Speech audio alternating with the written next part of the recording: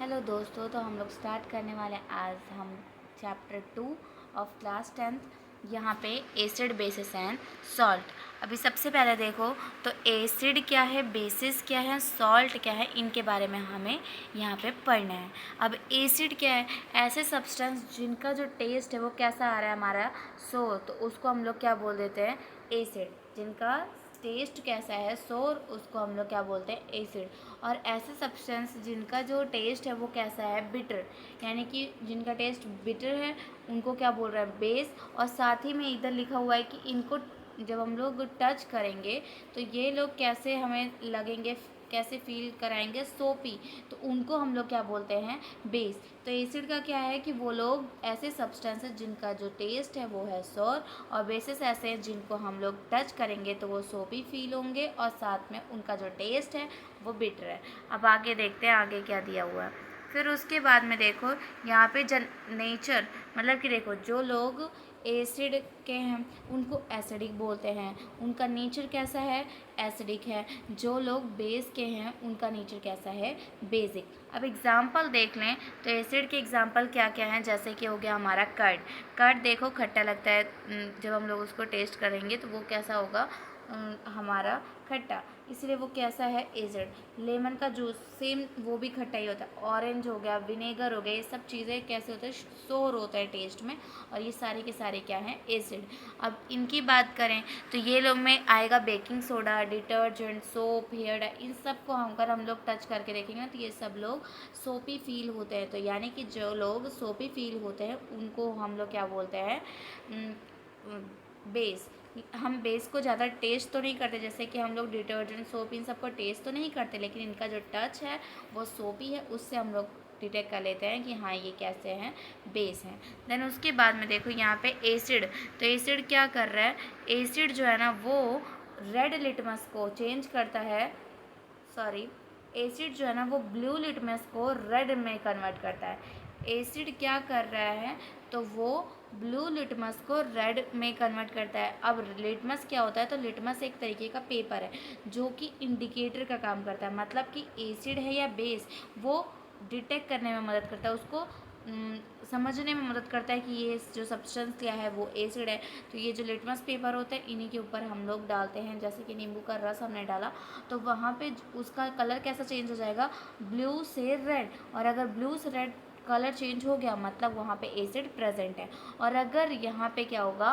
Red से blue में change हो गया, जैसे कि अगर हमारा जो कलर है वो रेड से ब्लू में चेंज हो जाता है तो वो किसको बताएगा कि वहाँ पे क्या प्रेजेंट है? हमारा बेस। अगर रेड से ब्लू तो बेस, अगर ब्लू से रेड तो फिर एसिड। इस तरीके से हम लोग इन दोनों ही चीज़ों को समझ सकते हैं।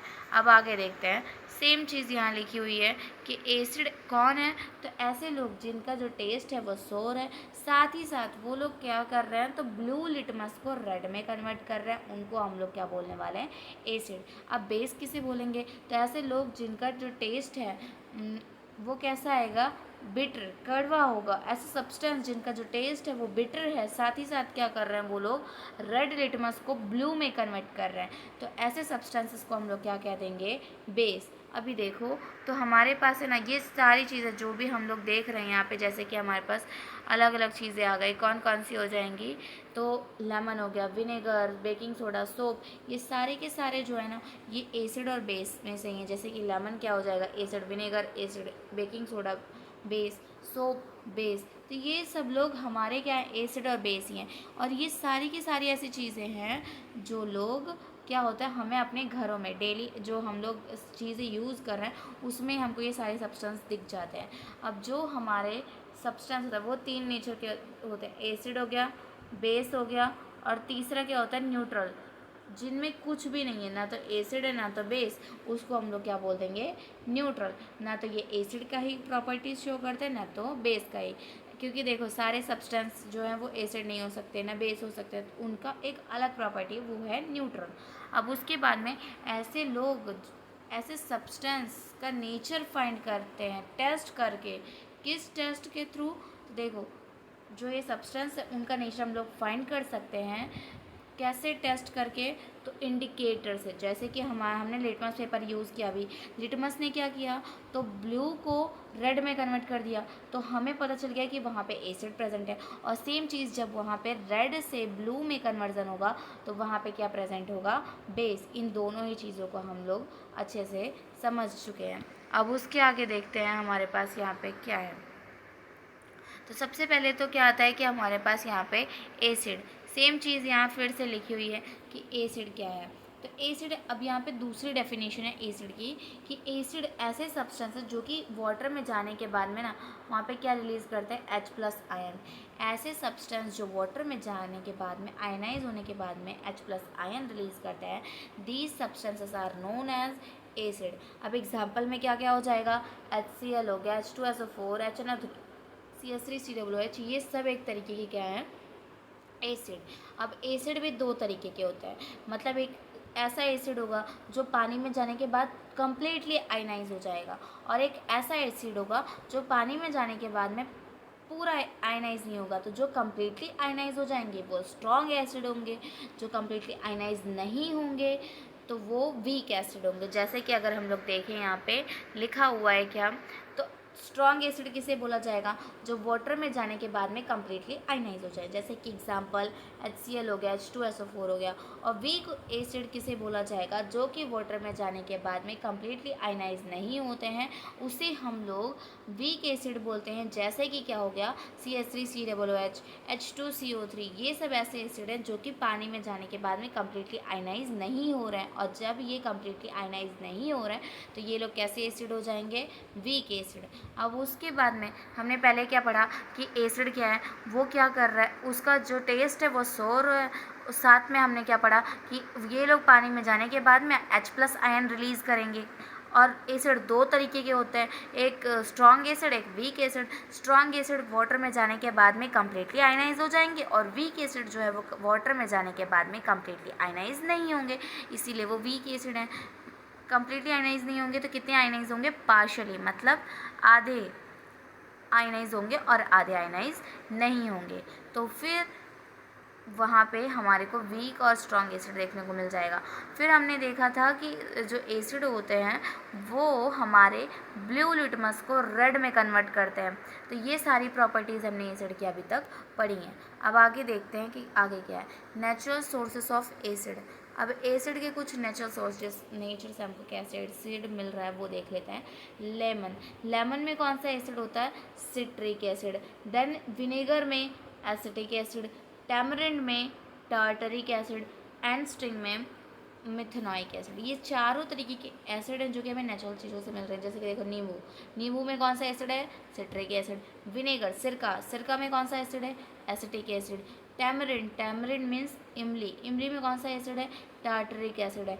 And sting, and sting means चींटी जब काटती है तो उसके स्टिंग वो क्यों वहाँ पे स्वेलिंग आ जाती है, क्योंकि वहाँ पे भी एक एसिड प्रेजेंट होता है, that is known as methanoic acid. तो ये चार तरीके के एसिड हैं जो कि हमें नेचर से मिल रहे हैं, और भी बहुत सारे जो नेचर से मिलते हैं, और यहाँ पे चार ही मेंशन है। आगे देखते हैं कि क्या है केमिकल प्रॉपर्टीज़ एसिड की। केमिकल प्रॉपर्टीज़ मतलब मैंने पहले ही बताया, पहले लेक्चर में हमने क्या देखा था कि केमिकल की बात कब आती है, जब वहाँ पे केमिकल रिएक्शन हो। जब कोई भी चीज़ हम केमिकल रिएक्शन के थ्रू करवाते हैं तो उसको हम लोग केमिकल प्रॉपर्टीज़ बोलते हैं। और फिज़िकल प्रॉपर्टीज़ में जो कि अभी हमने पढ़ा कि उसको देख के हम लोग बता सकते हैं कि हाँ ये एसिड है, ठीक है। अब आगे बताओ कि हमारे पास रिएक्शन क्या, कैसे एसिड का क्या रिएक्शन है मेटल के साथ। पहली रिएक्शन किसके साथ में है, तो एसिड रिएक्ट विद मेटल। अब मेटल के साथ में जब कोई एसिड रिएक्ट करता है, अब मेटल क्या हो जाएंगे, जैसे कि हमने जिंक लिया यहाँ पे एग्जांपल लो, तो एसिड जो है ना मेटल के साथ में रिएक्ट कर रहा है तो सॉल्ट बन रहा है और हाइड्रोजन गैस लिबरेट हो रही है। अब यहाँ पे देखो, जैसे कि जिंक हमने एक मेटल ले लिया, अब उसके साथ में HCl एक एसिड लिया, तो क्या बन गया, ZnCl2, ये क्या है, सॉल्ट, प्लस में H2, zinc plus HCl is equal to ZnCl2 plus में H2, H2 गैस लिबरेट होगी, और ये क्या है हमारा सॉल्ट, ये क्या है, सॉल्ट, ठीक है। इतना हो गया क्लियर। अब आगे देखें, तो आगे देखो हमारे पास जो दूसरी रिएक्शन है कि reaction with metal carbonate and bicarbonate. अगर ये लोग रिएक्ट करेंगे मेटल कार्बोनेट एंड बाइकार्बोनेट के साथ में, तो फिर कैसे रिएक्ट करेंगे। तो देखो अभी सबसे पहले देखो, एसिड अगर मेटल कार्बोनेट के साथ में रिएक्ट करती है तो क्या होता है, मेटल कार्बोनेट के साथ में रिएक्ट करेगी तो सॉल्ट बनेगा, वाटर बनेगा और कार्बन डाइऑक्साइड गैस बनेगी। ठीक है, क्या क्या बनेगा, मेटल कार्बोनेट के साथ में अगर एसिड रिएक्ट करती है तो वहाँ पे salt, water along with that carbon dioxide हमारे पास बनने वाला है। अब देखो यहाँ पे क्या है, तो HCl, HCl एक एसिड है। अब एसिड के साथ में अगर हमने क्या किया कि मेटल कार्बोनेट की रिएक्शन करवा दी, तो वहाँ पे क्या हो जाएगा, अब देखो reaction with metal carbonate and bicarbonate, तो ये लोग कैसे रिएक्ट करते हैं मेटल कार्बोनेट और बाइकार्बोनेट के साथ में, वो इसमें देख लेते हैं। सबसे पहले क्या आता है, एसिड अगर मेटल कार्बोनेट के साथ में रिएक्ट करेगी तो सॉल्ट, वाटर और कार्बन डाइऑक्साइड बनाएगी। देन उसके बाद में देखो तो हमारे पास जैसे कि एग्जाम्पल लिया गया है कि HCl के साथ में मेटल कार्बोनेट Na2CO3, ये CO3 को ही कार्बोनेट बोलते हैं। जब ये दोनों रिएक्ट करेंगे तो क्या बनाएंगे, यहाँ पे बनाने वाले हैं, ये जो Na है वो Cl के साथ जाएगा, क्योंकि मैंने उसमें बताया था कि हमेशा पॉजिटिव चार्ज नेगेटिव के साथ ही जाता है। तो हाइड्रोजन भी पॉजिटिव है, तो Na पॉजिटिव के साथ तो जाएगा नहीं, तो NaCl के पास जाएगा। यहाँ पे माइनस का चार्ज है, यहाँ प्लस का चार्ज है, यहाँ प्लस का चार्ज है, यहाँ भी प्लस का चार्ज है, यहाँ पे माइनस का चार्ज है। ये माइनस नहीं होता है, मतलब -2 होता है, इसलिए यहाँ पे Na2CO3 आ गया। तो ये जो प्लस माइनस हो रहा है ना, इसकी वजह से क्या हो जाएगा कि यहाँ पे हमारे पास क्या आ जाएगा, तो NaCl हो गया। फिर उसके बाद में क्या बनेगा, तो H2O प्लस में CO2। ये जब भी हाइड्रोजन कार्बोनेट और मेटल कार्बोनेट दोनों के साथ में ये रिएक्शन होगी, तो फिर यही सेम बनने वाला है कि यहाँ पे सॉल्ट बनेगा, वाटर बनेगा और कार्बन डाइऑक्साइड गैस रिलीज़ होगी। अगर क्वेश्चन आया कि रिएक्शन किया है मेटल ने किसके साथ में, एसिड के साथ में, तो क्या क्या बना, तो वहाँ पे बनेगा salt and hydrogen gas. But अगर क्वेश्चन आया कि रिएक्शन अगर मेटल कार्बोनेट या बाइकार्बोनेट के साथ में हुई, तो वहाँ पे तुम्हारा क्या बनने वाला है, तो सॉल्ट बनेगा, वाटर बनेगा और कार्बन डाइऑक्साइड बनेगा। ठीक है, क्लियर हो गया। चलो आगे देखते हैं। यहाँ पे रिएक्शन विथ मेटल ऑक्साइड। अब अगर मेटल ऑक्साइड के साथ में रिएक्शन होगी तो क्या होगा, जब एसिड मेटल ऑक्साइड के साथ में रिएक्ट करता है तो वहाँ पे सॉल्ट एंड वाटर, देखो प्रोडक्ट क्या बन रहा है वो तो बिल्कुल अच्छे से याद करना ही पड़ेगा। तो यहाँ पे सॉल्ट प्लस में क्या बन रहा है, वाटर। सबसे पहले देखो कि HCl के साथ में जब CuO की रिएक्शन करवाई गई, तो वहाँ पे ये क्या है, मेटल ऑक्साइड है, सॉरी कार्बोनेट नहीं है, ऑक्साइड है। और ये जब दोनों लोग रिएक्ट करेंगे तो यहाँ पे क्या बना देंगे, CuCl2 प्लस में H2O। यहाँ पे सॉल्ट तो बन रहा है, पर सॉल्ट के साथ में क्या बनेगा, वाटर। यहाँ पे हाइड्रोजन गैस नहीं बनेगी। अब दूसरा दिया है कि यहाँ पे इंडिकेटर के इफ़ेक्ट क्या क्या होता है। तो इंडिकेटर हमारा क्या कर रहा था, कोई भी चीज़ एसिड है उसको हम लोग कैसे समझ रहे थे, तो लिटमस पेपर से हम लोग समझ रहे थे। और लिटमस पेपर किस में से किस में कन्वर्ट होगा, तो ब्लू कलर से वो रेड कलर में कन्वर्ट होगा। और जब कन्वर्ट होगा तब हम समझ जाएंगे कि हाँ यहाँ पे क्या प्रेजेंट है, एसिड प्रेजेंट है। ठीक है, क्लियर। अब आगे देखते हैं बेसिस में क्या होता है। तो बेसिस ऐसा सब्सटेंस है जो कि पानी में जाने के बाद में क्या करेंगे, वो OH आयन रिलीज़ करेंगे। एक्वस सॉल्यूशन में जाने के बाद में वो क्या रिलीज़ करेंगे, OH आयन। एसिड ने कौन सा आयन रिलीज़ किया था, H+ आयन। अब बेसिस कैसा आयन रिलीज़ करेंगे, तो OH- आयन। ठीक है, अब इनके एग्जाम्पल क्या हो जाएंगे, NaOH, KOH, CaOH का होल ट्वाइस, NH4OH, ये सब एक तरीके के क्या हैं, बेस। अब देखो जैसे एसिड के 2 टाइप थे, वैसे सेम बेस के भी 2 टाइप है, एक स्ट्रॉन्ग बेस और दूसरा वीक बेस। एक स्ट्रॉन्ग बेस हो गया और दूसरा क्या हो जाएगा हमारे पास, वीक बेस। अब स्ट्रॉन्ग बेस कौन है, जो कम्प्लीटली आयनाइज होगा, जाने के बाद में OH- देगा अच्छे से। और वीक बेस कौन हो जाएंगे, तो हमारे पास जो पानी में जाने के बाद में अच्छे से पार्शली आयनाइज होंगे। जैसे कि ये जो NaOH है, KOH है, ये सब गुड बेस है, स्ट्रॉन्ग बेस है, और जो हमारे NH4OH है ये पानी में जाने के बाद में अच्छे से OH आयन रिलीज़ नहीं कर पाते, पार्शली रिलीज़ करते हैं, इसलिए वीक बेस हैं और ये पानी में जाके अच्छे से OH आयन हमारे रिलीज़ नहीं करवा पाते। ठीक है, अब आगे देखते हैं केमिकल प्रॉपर्टीज़ ऑफ बेस। तो क्या क्या प्रॉपर्टीज़ हैं बेस की जो कि हमें देखने को मिलती है। केमिकल प्रॉपर्टीज़ की बात है तो सेम चीज़ हम फिज़िकल प्रॉपर्टी के बारे में पहले ही पढ़ के आ चुके हैं कि सोपी इनका फील होता है, उनको टच करने पे हमें सोपी जैसा फील होता है। देन उसके बाद में हमने पढ़ा था कि ये लोग होते हैं बिटर टेस्ट में।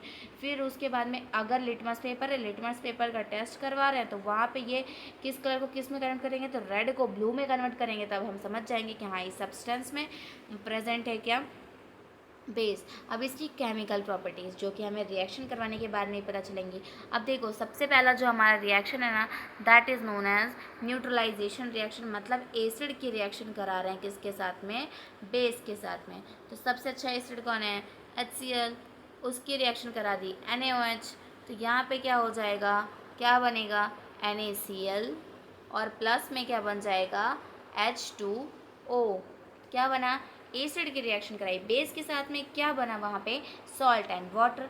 अब ये जो हमारा NH4OH है वो एक बेस है, अब उसकी रिएक्शन हमने एसिड के साथ में कराई तो बना क्या, जैसे कि HCl, तो फिर उससे क्या बना, NaCl विच इज़ सॉल्ट, और साथ में वहाँ पे बना वाटर। इस तरीके की रिएक्शन हमें देखने को मिल गए जब हमने इन दोनों की रिएक्शन करवाई।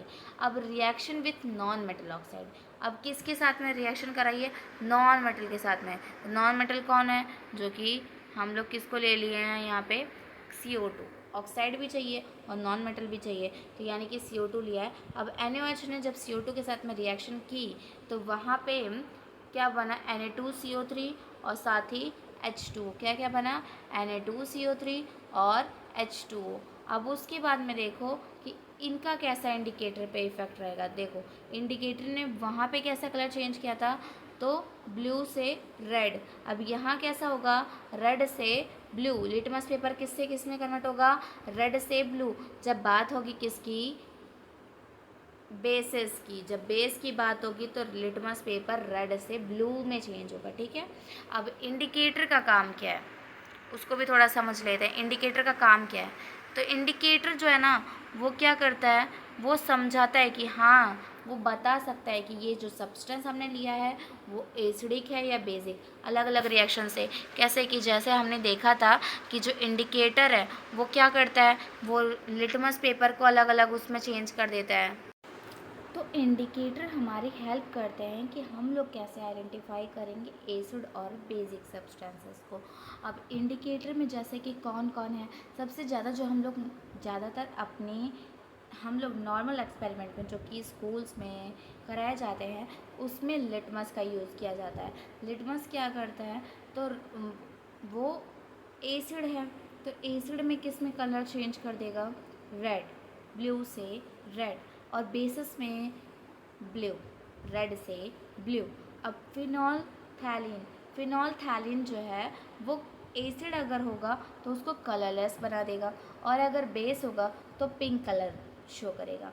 मिथाइल ऑरेंज जो कि एसिड के केस में रेड कलर शो करेगा एंड बेसिस के केस में येलो कलर। अभी देखो जो हमारी हल्दी होती है वो भी एक नेचुरल इंडिकेटर है। जैसे कि जब हम लोग हल्दी किसी भी कपड़े पे लग जाती है तो जब हम उसके ऊपर कोई एसिड डालते हैं ना, जैसे कि अगर हमने उसके ऊपर नींबू डाला तो फिर क्या होता है कि वो जो है वो हमारी कलर नहीं चेंज करती, उसका कलर जो है ना वही रहता है।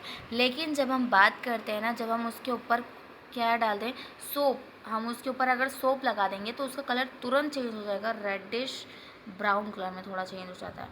तो वो भी इंडिकेट करता है कि हाँ वो इंडिकेटर है। ठीक है, और कैसा इंडिकेटर है, नेचुरल, क्योंकि टर्मरिक हमको किससे मिल रही है, नेचर से। तो अभी देख लेते हैं नेचुरल इंडिकेटर कौन कौन है। लिटमस वो भी हमें किससे मिला है, लाइकन से, तो वो भी किस तरीके का इंडिकेटर है, नेचुरल इंडिकेटर। लाइकन एक प्लांट होता है उससे हमको ये लिटमस मिलता है। ठीक है, अब टर्मरिक वो भी एक नेचुरल इंडिकेटर है। रेड कैबेज जो है ना वो भी एक नेचुरल इंडिकेटर है। ये तीनों हमें हेल्प करते हैं एसिड और बेस को फाइंड करने में। ठीक है, अब उसके बाद में देखो ऑल फैक्टरी इंडिकेटर कौन कौन है। अब ये तो हमें कलर से बता रहे हैं, कलर को चेंज करके बता रहे हैं इंडिकेटर्स। अब ऑल फैक्टरी इंडिकेटर्स कैसे इंडिकेटर्स हैं, तो ऐसे इंडिकेटर जो कि हमको स्मेल में चेंज आने की वजह से बताएंगे कि हाँ ये एसिड और बेस है। देखो ऑनियन, क्लोव ऑयल, ये सब क्या करते हैं कि एसिड या बेसिक सॉल्यूशन है उसका स्मेल चेंज कर देता है। स्मेल में चेंज की वजह से डिटेक्ट करवाएंगे कि ये हमारा इंडिकेटर है और किस तरीके का सब्सटेंस है, एसिड या बेस। इंडिकेटर किस तरीके का है, ऑल फैक्टरी। तो किस तरीके को यूज़ करके ये आइडेंटिफाई करेंगे, तो स्मेल को, ठीक है, स्मेल को यूज़ करके ये आइडेंटिफाई करेंगे कि वो एसिडिक सॉल्यूशन है या बेसिक सॉल्यूशन है।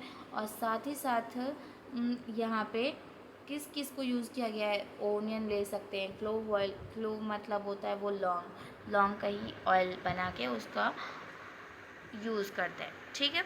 ऑल फैक्टरी इंडिकेटर क्लियर हुआ कि वहाँ पे हम लोग स्मेल से डिटेक्ट करेंगे कि ये जो है हमारा ये किस तरीके का सॉल्यूशन है, एसिडिक या बेसिक, ठीक है।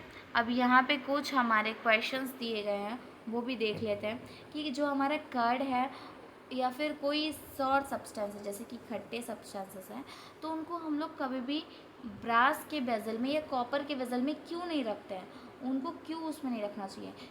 तो इसका एक आंसर है, देखो समझो कि जब हम लोग किसी भी कर्ड क्या है, एक तरीके का एसिड, और एसिड को जब हम लोग ये ब्रास और कॉपर क्या मेटल के साथ में रखते हैं तो वहाँ पे उसकी रिएक्शन हो जाती है।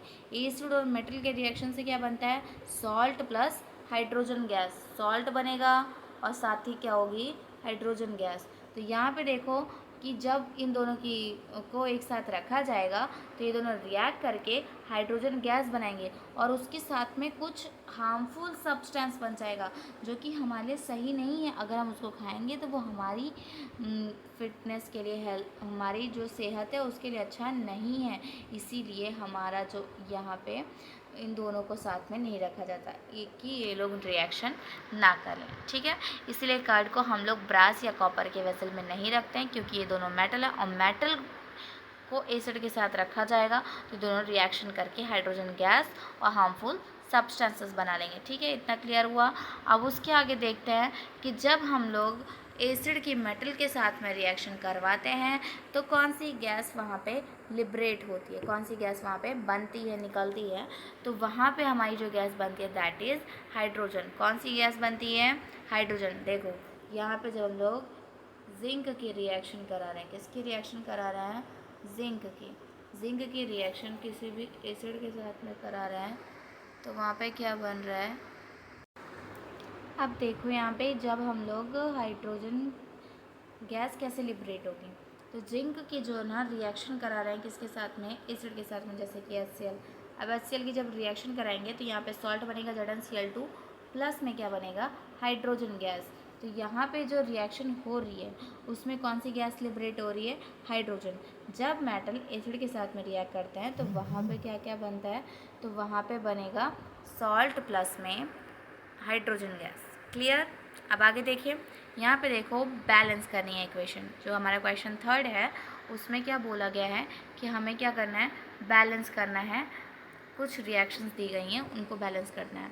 तो सबसे पहले देखो किसके साथ में रिएक्शन करानी, सेम जो अभी मैंने रिएक्शन कराई थी उसमें HCl की जगह H2SO4 लेना है, H2SO4। तो क्या बन जाएगा, ZnSO4 प्लस में क्या बनेगा, हाइड्रोजन गैस, क्योंकि कौन सी गैस निकलती है, हाइड्रोजन गैस। ये हमारी फर्स्ट रिएक्शन है, ठीक है। अब इस पे देख लो कुछ भी ऐसा है जो बैलेंस करने जैसा हो, लेकिन ऐसे में कुछ भी नहीं है क्योंकि देखो यहाँ पे जिंक 1 है, जिंक 1, हाइड्रोजन 2 है, 2 यहाँ पे भी है, SO4 एक है। तो यानी कि यहाँ पे ये बैलेंस ही है तो इसे हमें बैलेंस करने की कोई ज़रूरत नहीं है। ये हमारी रिएक्शन जो है वो बैलेंस्ड ही है। अब उसके बाद में अगर हम सेकेंड वाली रिएक्शन की तरफ देखें तो उसमें क्या है, सल्फ्यूरिक एसिड के रिएक्शन करवा रहे हैं एल्यूमिनियम के साथ। ये भी एक मेटल ही है, मेटल की रिएक्शन किसके साथ में करवा रहे हैं, तो सल्फ्यूरिक एसिड H2SO4। तो क्या बन जाएगा, अब मुझे बताओ AlSO4 क्या यही बनेगा, नहीं, एल्यूमिनियम के ऊपर चार्ज कितना होता है, तो 3, और SO4 के पास में 2, तो Al2SO4 का whole thrice aluminium sulphate plus में क्या बनेगी, हाइड्रोजन गैस।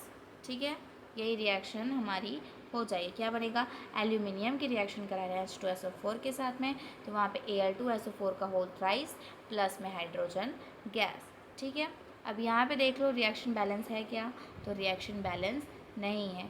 SO4 यहाँ थ्राइस है, यहाँ पे ओनली 1 ही है, तो यहाँ पे हमने 3 का मल्टीप्लाई कर दिया। लेकिन अब हाइड्रोजन गैस कैसी हो गई, ज़्यादा हो गई, और एल्यूमिनियम यहाँ पे 2 है, तो यहाँ पे 2 का मल्टीप्लाई कर देते, और यहाँ पे एक हाइड्रोजन, तो यहाँ पे 3 हाइड्रोजन। अब बैलेंस हो गई है, देखो 3 सल्फेट 3 सल्फेट, एल्यूमिनियम 2, और हाइड्रोजन कितने हैं, 6, और यहाँ पे भी हाइड्रोजन 6 है। तो अब हमारी रिएक्शन जो है वो बैलेंस हो चुकी है। तो इसी तरीके से हमें रिएक्शन को बैलेंस करना है, और इसी तरीके से हमें रिएक्शन को लिखना है। ठीक है, अब इसके आगे पढ़ेंगे हम लोग नेक्स्ट वीडियो में, जो कि इसका पार्ट 2 होगा, और उसी में इस पूरे चैप्टर को कंप्लीट कर देंगे। आज के लिए इतना ही। ठीक है, अब इसी चैप्टर जितना मैंने पढ़ा है उतना पूरा अच्छे से क्लियर कर लेना, जिससे आगे वाले वीडियो में कोई भी प्रॉब्लम ना हो। ठीक है, बाय।